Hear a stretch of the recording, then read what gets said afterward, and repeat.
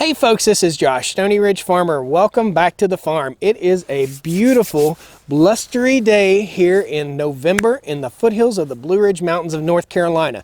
We're going to take you along with me on the farm today, and we're going to tell you the top 4 implements that I would recommend to someone who's just buying their first piece of property, their first tractor, their first homestead. What should you buy first? What can wait till later? And how should you go about all this? So come along today on the farm vlog. We'll have some fun. We'll look at some tractor implements, and we'll talk a little bit of turkey on what you should do and how you should responsibly spend your money when you're buying your first tractor and your first bunch of implements for your farm. All right, let's have some fun.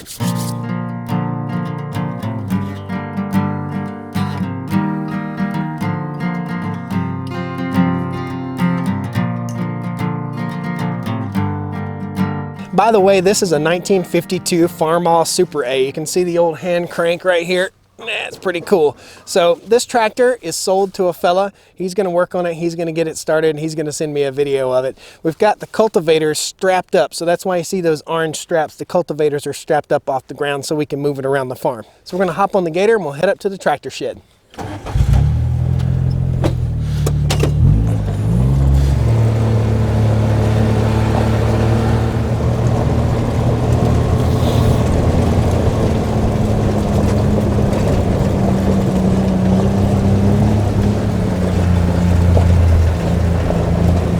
The first implement I recommend you get is a box scrape or a scrape blade.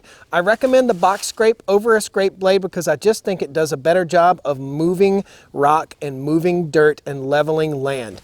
The box scrape basically works just like this. This hooks up to the 3-point hitch on your tractor. Basically, it grabs up rock or soil underneath here and bunches it up, and it spits it out the other side nice and pretty and level. There are 2 blades. There's a blade here and a blade here. So you can push snow, you can push dirt, you can push rock, or you can pull snow, dirt, and rock. Now, these are called tines or rippers. These rippers would be upside down, hooking this way, that direction, and pulling through the ground to rip up the soil or rip up the rocks that are buried up in the soil so that you can get them, use them to smooth out your driveway. So if you're buying a piece of property and you're putting down new rock, this might not be quite the necessity. But if you're fixing an old farm road, this thing is awesome. Implement number 2. A bush hog or brush cutter or brush hog or mowing deck, whatever you want to call it, wherever you live. This is an indispensable item to have. It's number 2 because it's a whole lot easier to hire somebody to bush hog your fields than it is to hire somebody to scrape your gravel. Now you want to be sure that you get the right brush hog for the size tractor that you have. A general rule of thumb is 1 foot of bush hog or brush cutter per 10 horsepower of tractor. This is a 65 horsepower tractor. This is a 6 foot or 72 inch brush cutter or bush hog. Now all this information I'm giving to you is my opinion. If you share a different opinion, please post it down in the comments. Put your top 5 or top 4 implements that you think are indispensable on the farm. What I'm showing you is what I use most of all on the farm, and there's some implements that might sit there for 2 years and not get used. So you want to spend your money wisely when you first buy your property so you're not wasting money. And over time you can pick up these implements that are kind of luxury items. Let's go look at number 3.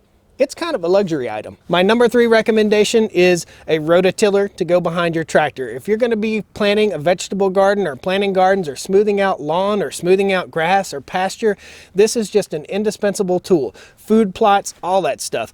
A great tool to have on the farm. It's kind of a luxury item, but I would call it my number 3 choice for the farm. This is the ER62 from Everything Attachments. I've been using it this year and it's a great little tiller.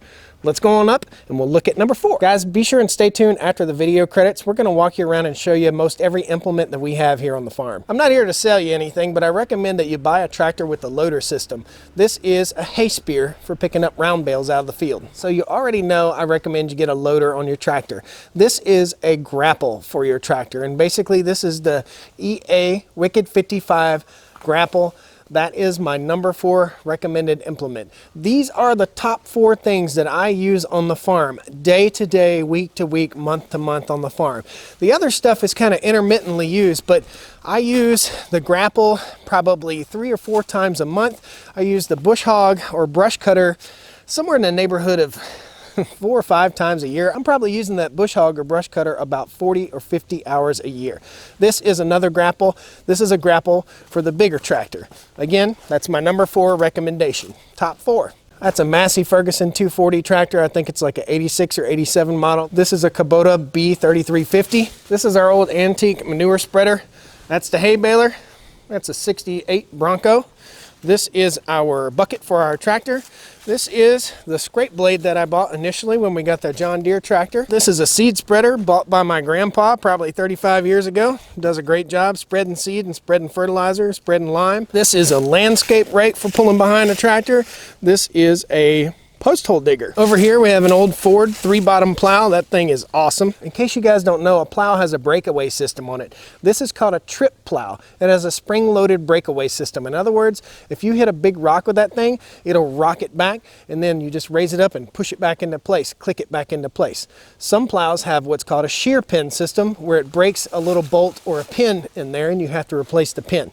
I like this one pretty good. This is an older, heavier disc harrow that we use for doing big projects with the big tractor. This is a junk pile. These are spare parts. And this is a carry-all, a 3-point carry-all that you put behind the tractor. Total waste of money. That's a set of pallet forks for the loader, for unloading pallets and for picking up hay bales sometimes.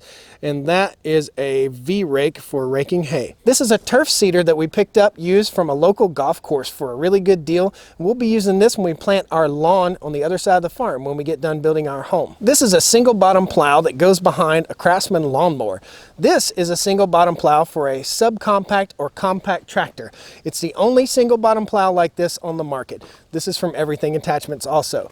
This is a row bedder, so once I use my rototiller or my plow, I can bed up my rows. So what you do is plow up, and then in the spring, you take the disc harrow, disc it, and then run your row bedder through, and it beds the soil up where you can plant squash and okra and all that stuff in there. Pretty cool. Cool little tools. So folks, I hope you found this video educational, informative, and entertaining.